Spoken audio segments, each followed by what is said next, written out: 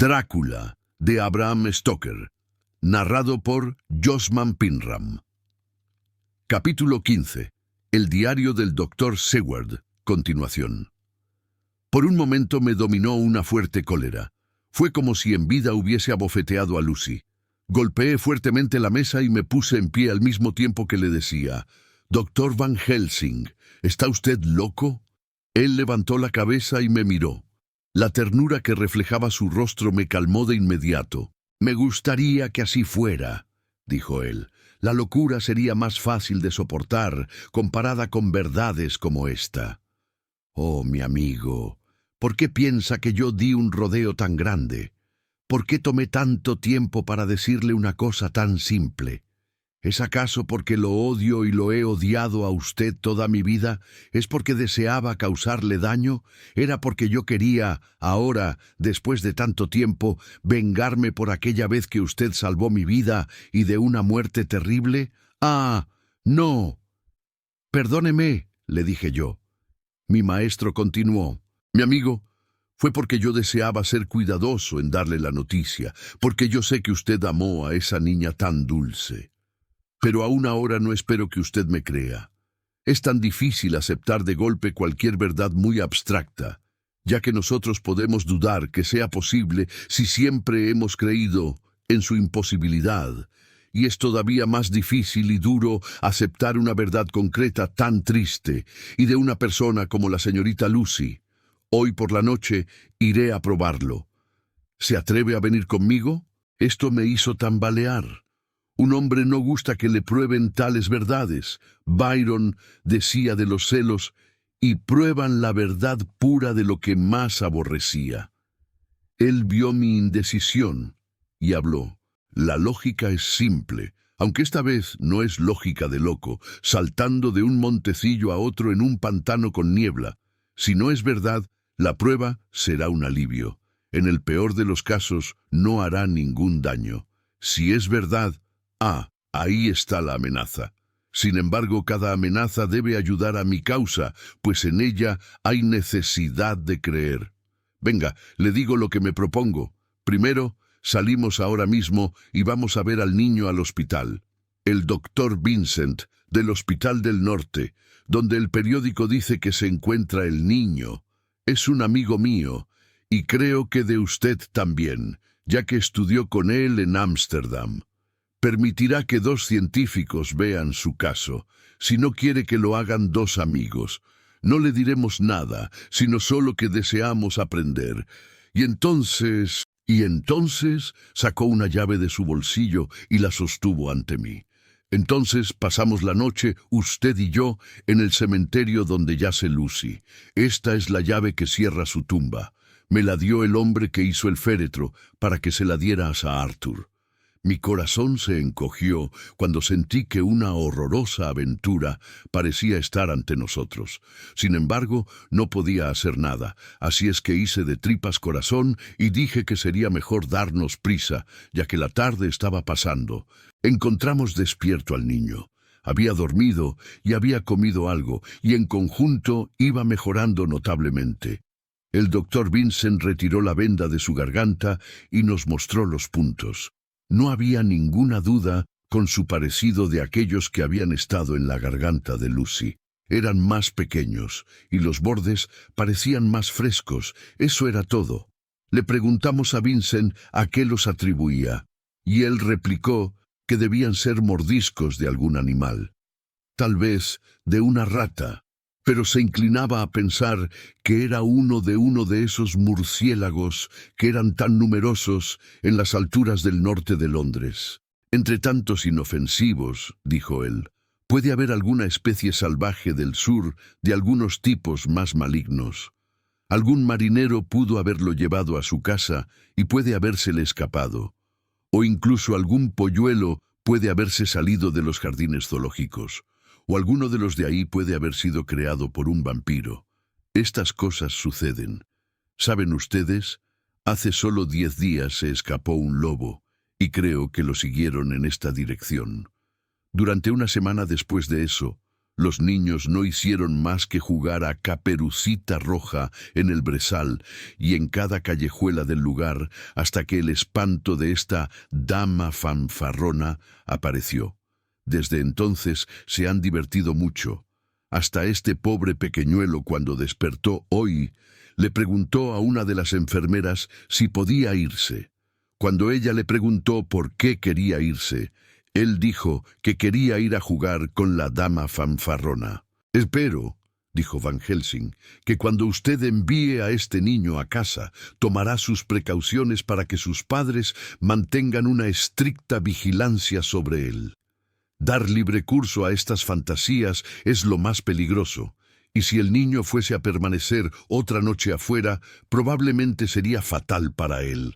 Pero en todo caso, supongo que usted no lo dejará salir hasta dentro de algunos días, ¿no es así?» «Seguramente que no. Permanecerá aquí por lo menos una semana, más tiempo si la herida todavía no le ha sanado. Nuestra visita al hospital se prolongó más tiempo del que habíamos previsto, y antes de que saliéramos, el sol ya se había ocultado. Cuando Van Helsing vio que estaba oscuro, dijo: «No hay prisa, es más tarde de lo que yo creía. Venga, busquemos algún lugar donde podamos comer y luego continuaremos nuestro camino». Cenamos en el castillo de Jack Straw, junto con un pequeño grupo de ciclistas y otros que eran alegremente ruidosos. Como a las 10 de la noche salimos de la posada. Ya estaba entonces bien oscuro, y las lámparas desperdigadas hacían la oscuridad aún mayor una vez que uno salía de su radio individual. El profesor había evidentemente estudiado el camino que debíamos seguir, pues continuó con toda decisión. En cambio, yo estaba bastante confundido en cuanto a la localidad. A medida que avanzamos, fuimos encontrando menos gente, hasta que finalmente nos sorprendimos cuando encontramos incluso a la patrulla de la policía montada haciendo su ronda suburbana normal. Por último, llegamos a la pared del cementerio, la cual escalamos, con alguna, pero no mucha dificultad, pues estaba oscuro y todo el lugar nos parecía extraño. Encontramos la cripta de los Westenra. El profesor sacó la llave, abrió la rechinante puerta y, apartándose cortésmente pero sin darse cuenta, me hizo una seña para que pasara adelante. Hubo una deliciosa ironía en este ademán, en la amabilidad de ceder el paso en una ocasión tan lúgubre. Mi compañero me siguió inmediatamente y cerró la puerta con cuidado, después de ver que el candado estuviera abierto y no cerrado. En este último caso hubiésemos estado en un buen lío. Luego buscó a tientas en su maletín y, sacando una caja de fósforos y un pedazo de vela, procedió a hacer luz. La tumba, durante el día y cuando estaba adornada con flores frescas, era ya suficientemente lúgubre, pero ahora, algunos días después, cuando las flores colgaban marchitas y muertas, con sus pétalos mustios y sus cálices y tallos pardos, cuando la araña y el gusano habían reanudado su acostumbrado trabajo, cuando la piedra descolorida por el tiempo, el mortero cubierto de polvo, y el hierro mohoso y húmedo, y los metales empañados, y las sucias filigranas de plata reflejaban el débil destello de una vela.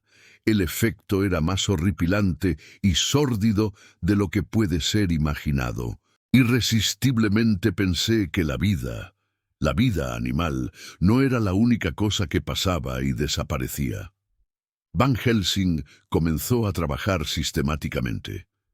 Sosteniendo su vela de manera que pudiera leer las inscripciones de los féretros, y sosteniéndola de manera que el esperma de ballena caía en blancas gotas que se congelaban al tocar el metal, buscó y encontró el sarcófago de Lucy. Otra búsqueda en su maletín, y sacó un destornillador. «¿Qué va a hacer?», le pregunté. «Voy a abrir el féretro, entonces estará usted convencido».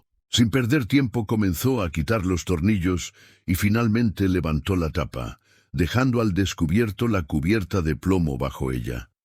La vista de todo aquello casi fue demasiado para mí. Me parecía que era tanto insulto para la muerta como si se le hubiesen quitado sus vestidos mientras dormía estando viva. De hecho, le sujeté la mano y traté de detenerlo. Él solo dijo, «Verá usted», y buscando a tientas nuevamente en su maletín, sacó una pequeña sierra de calados. Atravesando un tornillo a través del plomo mediante un corto golpe hacia abajo, cosa que me estremeció, hizo un pequeño orificio que, sin embargo, era suficientemente grande para admitir la entrada de la punta de la sierra. Yo esperé una corriente de gas del cadáver de una semana. Los médicos, que tenemos que estudiar nuestros peligros, nos tenemos que acostumbrar a tales cosas. Y yo retrocedí hacia la puerta. Pero mi maestro no se detuvo ni un momento. Aserró unos 60 centímetros a lo largo de uno de los costados del féretro, y luego a través, y luego por el otro lado, hacia abajo. Tomando luego el borde de la pestaña suelta, lo dobló hacia atrás en dirección a los pies del féretro, y sosteniendo la vela en la abertura, me indicó que echara una mirada. Me acerqué y miré. El féretro estaba vacío. Ciertamente me causó una gran sorpresa y me dio una fuerte impresión, pero Van Helsing permaneció inmóvil. Ahora estaba más seguro que antes sobre lo que hacía y más decidido a proseguir su tarea. «¿Está usted ahora satisfecho, amigo John?», me preguntó. Yo sentí que toda la rebeldía agazapada de mi carácter se despertaba dentro de mí y le respondí, «Estoy satisfecho de que el cuerpo de Lucy no está en el féretro, pero eso solo prueba una cosa». «¿Y qué es lo que prueba, amigo John?» «Que no está ahí». «Eso es buena lógica», dijo él, «hasta cierto punto. Pero, ¿cómo puede usted explicarse que no esté ahí?» «Tal vez un ladrón de cadáveres», sugerí yo. Alguno de los empleados del empresario de pompas fúnebres pudo habérselo robado. Yo sentí que estaba diciendo tonterías, y sin embargo, aquella fue la única causa real que pude sugerir. El profesor suspiró. «Ah, debemos tener más pruebas. Venga conmigo, John». Cerró otra vez la tapa del féretro, recogió todas sus cosas y las metió en el maletín, apagó la luz y colocó la vela en el mismo lugar de antes. Abrimos la puerta y salimos. Detrás de nosotros cerró la puerta y le echó llave. Me entregó la llave, diciendo, «¿Quiere guardarla usted? Sería mejor que estuviese bien guardada». Yo reí, con una risa que me veo obligado a decir que no era muy alegre, y le hice señas para que la guardara él. «Una llave no es nada», le dije. «Puede haber duplicados. Y de todas maneras, no es muy difícil abrir un candado de esa clase». Mi maestro no dijo nada, sino que guardó la llave en su bolsillo. Luego me dijo que vigilara un lado del cementerio mientras él vigilaba el otro. Ocupé mi lugar detrás de un árbol de tejo y vi su oscura figura moviéndose hasta que las lápidas y los árboles lo ocultaron a mi vista. Fue una guardia muy solitaria. Al poco rato de estar en mi lugar, escuché un reloj distante que daba las 12, y a su debido tiempo dio la 1 y las 2. Yo estaba tiritando de frío, muy nervioso y enojado con el profesor por llevarme a semejante tarea y conmigo mismo por haber acudido. Estaba demasiado frío y demasiado adormilado para mantener una aguda observación, pero no estaba lo suficientemente adormilado como para traicionar la confianza del maestro. En resumen, pasé un largo rato muy desagradable. Repentinamente, al darme vuelta, pensé ver una franja blanca moviéndose entre dos oscuros árboles de tejo, en el extremo más lejano de la tumba, al otro lado del cementerio. Al mismo tiempo, una masa oscura se movió del lado del profesor y se apresuró hacia ella. Luego yo también caminé, pero tuve que dar un rodeo por unas lápidas y unas tumbas cercadas, y tropecé con unas sepulturas. El cielo estaba nublado, y en algún lugar lejano, un gallo tempranero lanzó su canto.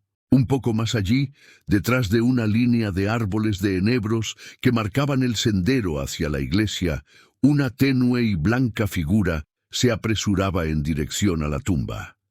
La propia tumba estaba escondida entre los árboles, y no pude ver dónde desapareció la figura. Escuché el crujido de unos pasos sobre las hojas en el mismo lugar donde había visto anteriormente a la figura blanca, y al llegar allí, encontré al profesor sosteniendo en sus brazos a un niño tierno. Cuando me vio lo puso ante mí y me dijo: «¿Está usted satisfecho ahora?» «No», dije yo en una manera que sentí que era agresiva. «¿No ve usted al niño?» «Sí, es un niño, pero ¿quién lo trajo aquí? ¿Está herido?» «Veremos», dijo el profesor, y movidos por el mismo impulso, buscamos la salida del cementerio, llevando con nosotros al niño dormido. Cuando nos hubimos alejado un pequeño trecho, nos recogimos tras un macizo de árboles, encendimos un fósforo y miramos la garganta del niño. No tenía ni un arañazo ni cicatriz alguna. ¿Tenía yo razón?, pregunté triunfalmente. «Llegamos apenas a tiempo», dijo el profesor como meditando. Ahora teníamos que decidir qué íbamos a hacer con el niño, por lo que consultamos acerca de él.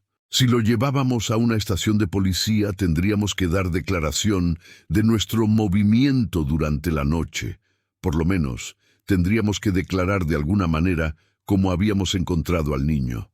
Así es que finalmente decidimos que lo llevaríamos al brezal, y que si oíamos acercarse a un policía, lo dejaríamos en un lugar en donde él tuviera que encontrarlo. Luego podríamos irnos a casa lo más pronto posible. A la orilla del brezal de Hampstead oímos los pesados pasos de un policía y dejamos al niño a la orilla del camino, y luego esperamos y observamos hasta que vimos que él lo había iluminado con su linterna. Escuchamos sus exclamaciones de asombro y luego nos alejamos en silencio. Por suerte encontramos un coche cerca de los españoles y nos fuimos en él a la ciudad. No puedo dormir, por lo que estoy haciendo estas anotaciones. Pero debo tratar de dormir siquiera unas horas, ya que Van Helsing vendrá por mí al mediodía. Insiste en que lo acompañe en otra expedición semejante a la de hoy, 27 de septiembre. Dieron las 2 de la tarde antes de que encontráramos una oportunidad para realizar nuestro intento. Un funeral efectuado al mediodía había terminado, y los últimos dolientes rezagados se alejaban perezosamente en grupos, cuando mirando cuidadosamente detrás de un macizo de árboles de aliso, vimos cómo el sepulturero cerraba la verja detrás de él. Sabíamos que estaríamos a salvo hasta la mañana en caso de que lo deseáramos, pero mi maestro me dijo que no necesitaríamos más que una hora, a lo sumo. Nuevamente sentí esa horrible sensación de la realidad de las cosas, en la cual cualquier esfuerzo de la imaginación parece fuera de lugar. Y me di cuenta distintamente de las amenazas de la ley que pendían sobre nosotros debido a nuestro impío trabajo. Además, sentí que todo era inútil, delictuoso como fuese el abrir un féretro de plomo, para ver si una mujer muerta cerca de una semana antes estaba realmente muerta. Ahora me parecía la mayor de las locuras abrir otra vez esa tumba, cuando sabíamos, por haberlo visto con nuestros propios ojos, que el féretro estaba vacío. Me encogí de hombros, sin embargo, permanecí en silencio, pues Van Helsing tenía una manera de seguir su propio camino, sin importarle quién protestara. Sacó la llave, abrió la cripta y nuevamente me hizo una cortés seña para que lo precediera. El lugar no estaba tan espantoso como la noche anterior, pero, oh, cómo se sentía una indescriptible tristeza cuando le daba la luz del sol. Van Helsing caminó hacia el féretro de Lucy y yo lo seguí. Se inclinó sobre él y nuevamente torció hacia atrás la pestaña de plomo.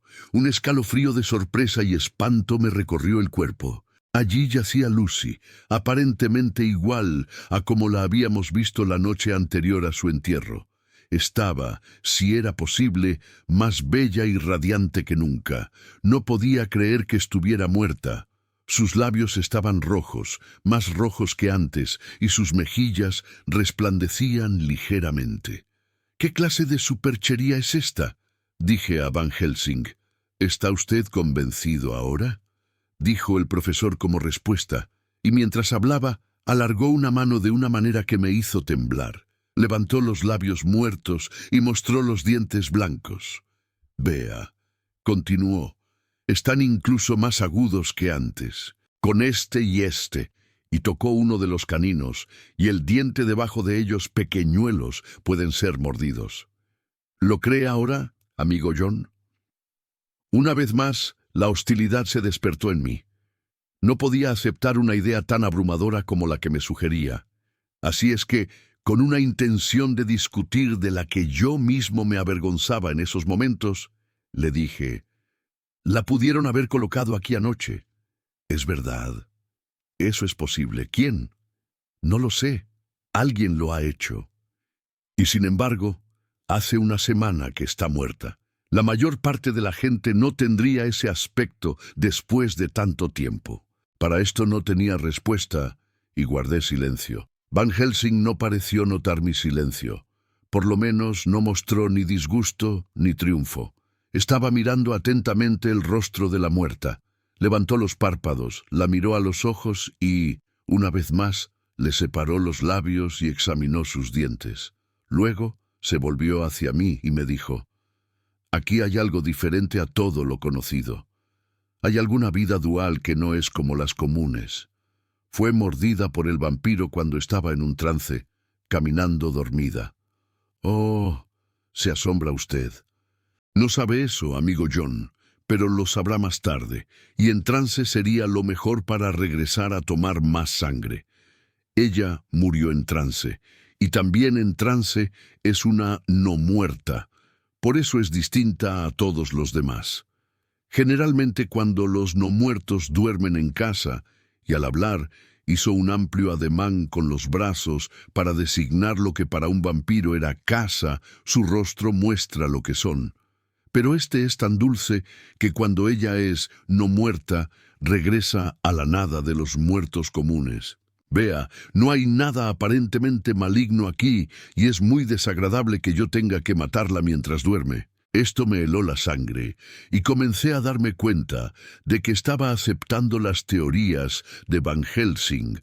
Pero si ella estaba realmente muerta, ¿qué había de terrorífico en la idea de matarla?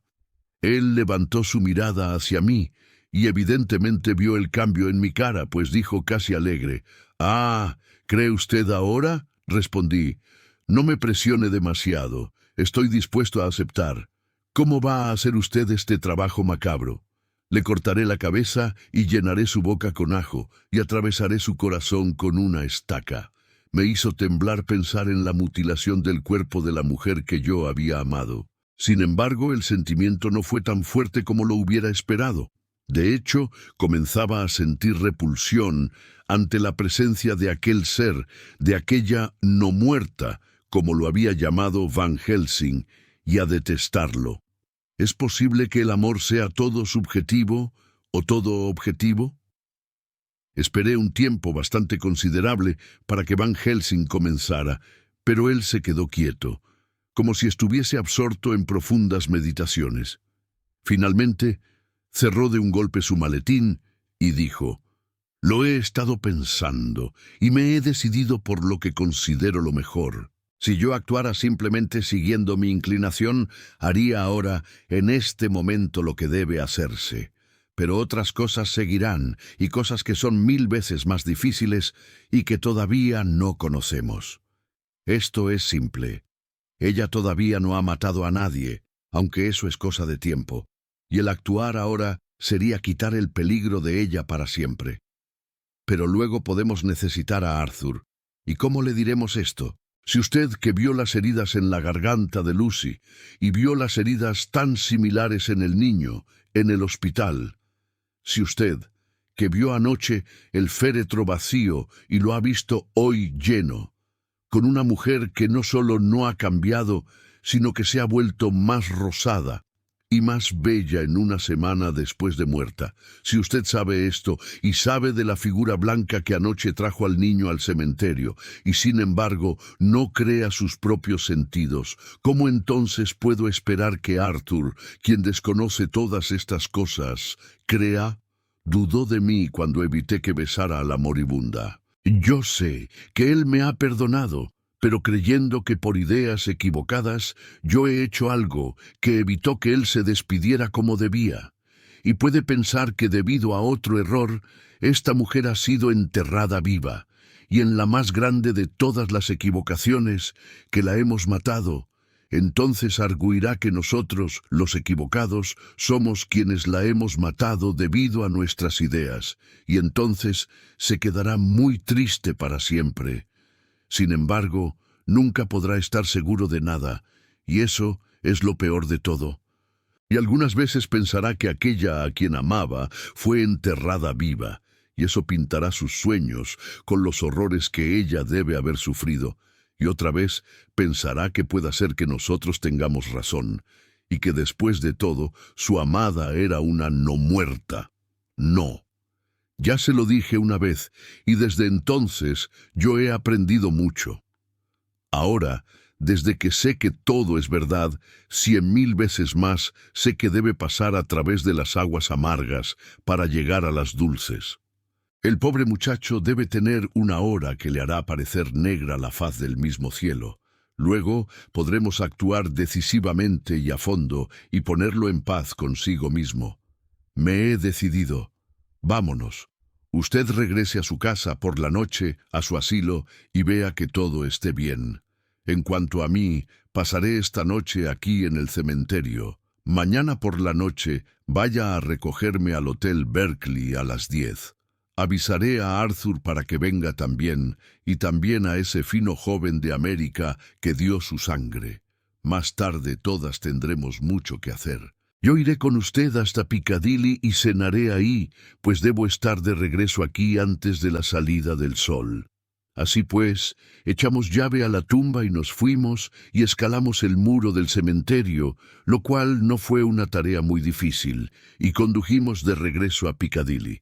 Nota dejada por Van Helsing en su abrigo en el Hotel Berkeley y dirigida a John Seward, M.D., sin entregar. 27 de septiembre. Amigo John, le escribo esto por si algo sucediera. Voy a ir solo a vigilar ese cementerio de la iglesia. Me agradaría que la muerta viva, o no muerta, la señorita Lucy, no saliera esta noche, con el fin de que mañana a la noche esté más ansiosa. Por consiguiente, debo preparar ciertas cosas que no serán de su agrado, ajos y un crucifijo, para sellar la entrada de la tumba. No hace mucho tiempo que es muerta viva, y tendrá cuidado. Además, esas cosas tienen el objeto de impedir que salga, puesto que no pueden vencerla si desea entrar, porque en ese caso, el muerto vivo está desesperado, y debe encontrar la línea de menor resistencia, sea cual sea. Permaneceré alerta durante toda la noche, desde la puesta del sol hasta el amanecer, y si existe algo que pueda observarse, lo haré. No tengo miedo de la señorita Lucy, ni temo por ella. En cuanto a la causa a la que debe el ser muerta viva, tenemos ahora el poder de registrar su tumba y guarecernos. Es inteligente, como me lo ha dicho el señor Jonathan, y por el modo en que nos ha engañado durante todo el tiempo que luchó con nosotros por apoderarse de la señorita Lucy. La mejor prueba de ello es que perdimos. En muchos aspectos, los muertos vivos son fuertes. Tienen la fuerza de 20 hombres e incluso la de nosotros 4, que le dimos nuestras fuerzas a la señorita Lucy. Además, puede llamar a su lobo y no sé qué pueda suceder. Por consiguiente, si va allá esta noche, me encontrará allá. Pero no me verá ninguna otra persona hasta que sea ya demasiado tarde.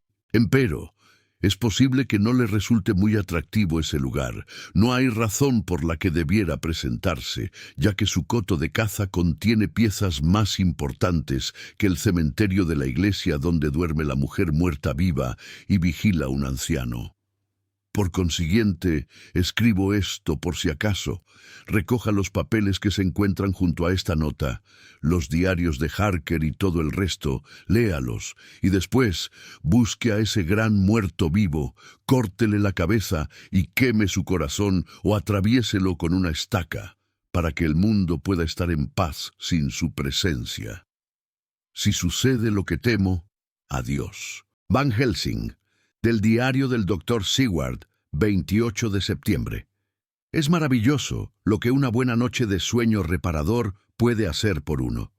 Ayer estaba casi dispuesto a aceptar las monstruosas ideas de Van Helsing, pero en estos momentos veo con claridad que son verdaderos retos al sentido común. No me cabe la menor duda de que él lo cree todo a pie juntillas. Me pregunto si no habrá perdido el juicio. Con toda seguridad, debe haber alguna explicación lógica de todas esas cosas extrañas y misteriosas. Es posible que el profesor lo haya hecho todo él mismo. Es tan anormalmente inteligente que si pierde el juicio, llevaría a cabo todo lo que se propusiera, con relación a alguna idea fija, de una manera extraordinaria. Me niego a creerlo, puesto que sería algo tan extraño como lo otro descubrir que Van Helsing está loco, pero, de todos modos, tengo que vigilarlo cuidadosamente. Es posible que así descubra algo relacionado con el misterio. 29 de septiembre por la mañana. Anoche, poco antes de las 10, Arthur y Quincy entraron en la habitación de Van Helsing.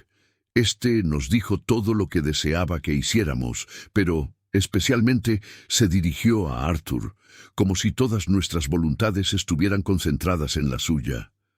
Comenzó diciendo que esperaba que todos nosotros lo acompañáramos.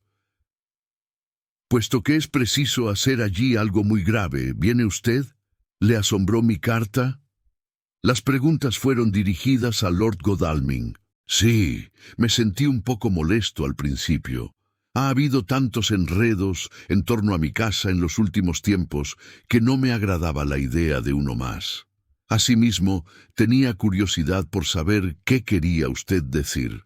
Quincy y yo discutimos acerca de ello, pero cuanto más ahondábamos la cuestión, tanto más desconcertados nos sentíamos. En lo que a mí respecta, creo que he perdido por completo la capacidad de comprender. «Yo me encuentro en el mismo caso», dijo Quincy Morris lacónicamente. «Oh», dijo el profesor. «En ese caso, se encuentran ustedes más cerca del principio que nuestro amigo John, que tiene que desandar mucho camino para acercarse siquiera al principio». A todas luces, había comprendido que había vuelto a dudar de todo ello, sin que yo pronunciara una sola palabra. Luego se volvió hacia los otros dos y les dijo, con mucha gravedad: «Deseo que me den su autorización para hacer esta noche lo que creo conveniente, aunque sé que eso es mucho pedir, y solamente cuando sepan qué me propongo hacer comprenderán su importancia.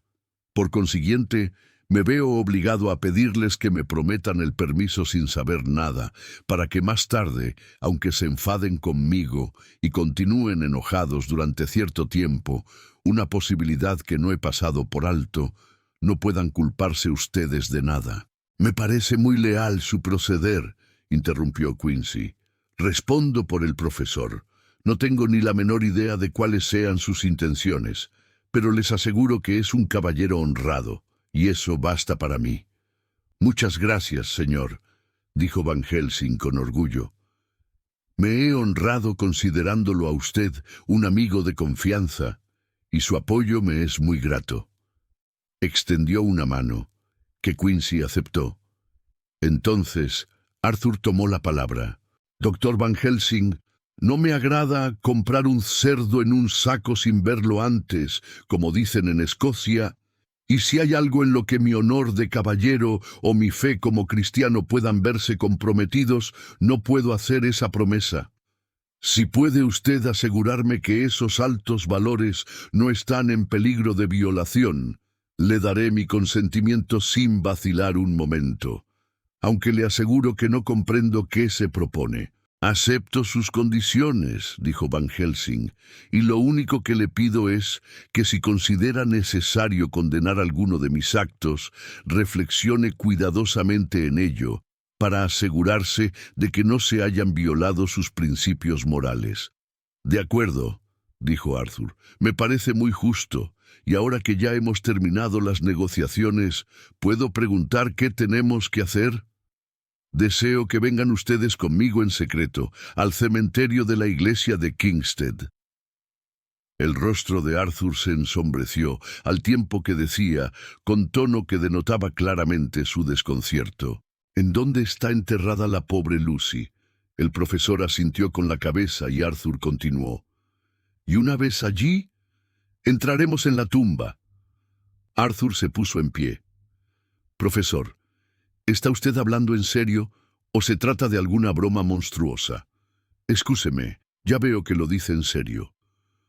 Volvió a sentarse, pero vi que permanecía en una postura rígida y llena de altivez, como alguien que desea mostrarse digno.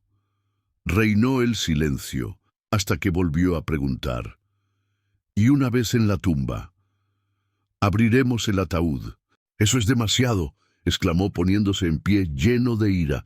Estoy dispuesto a ser paciente en todo cuanto sea razonable, pero en este caso, la profanación de una tumba de la que... Perdió la voz, presa de indignación. El profesor lo miró tristemente.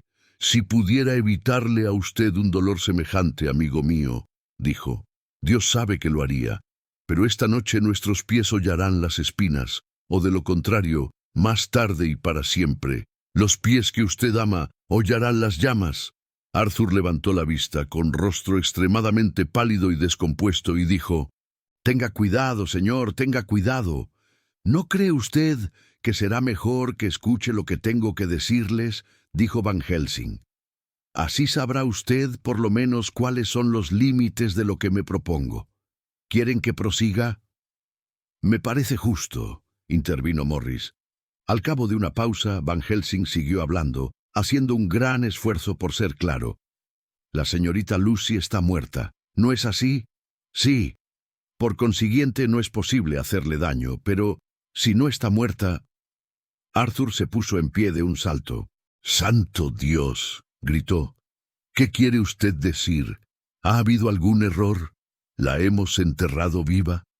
Gruñó con una cólera tal que ni siquiera la esperanza podía suavizarla. No he dicho que estuviera viva, amigo mío. No lo creo. Solamente digo que es posible que sea una muerta viva o no muerta. Muerta viva, no muerta. ¿Qué quiere usted decir? ¿Es todo esto una pesadilla o qué? Existen misterios que el hombre solamente puede adivinar y que desentraña en parte con el paso del tiempo. Créanme, nos encontramos actualmente frente a uno de ellos, pero no he terminado. ¿Puedo cortarle la cabeza al cadáver de la señorita Lucy? ¡Por todos los diablos, no!, gritó Arthur con encendida pasión. Por nada del mundo consentiré que se mutile su cadáver. Doctor Van Helsing, está usted abusando de mi paciencia. ¿Qué le he hecho para que desee usted torturarme de este modo? ¿Qué hizo esa pobre y dulce muchacha para que desee usted causarle una deshonra tan grande en su tumba? ¿Está usted loco para decir algo semejante, o soy yo el alienado al escucharlo? No se permita siquiera volver a pensar en tal profanación. No le daré mi consentimiento en absoluto. Tengo el deber de proteger su tumba de ese ultraje, y les prometo que voy a hacerlo. Van Helsing se levantó del asiento en que había permanecido sentado durante todo aquel tiempo y dijo con gravedad y firmeza: Lord Godalming, yo también tengo un deber para con los demás, un deber para con usted y para con la muerta. Y le prometo que voy a cumplir con él. Lo único que le pido ahora es que me acompañe, que observe todo atentamente y que escuche.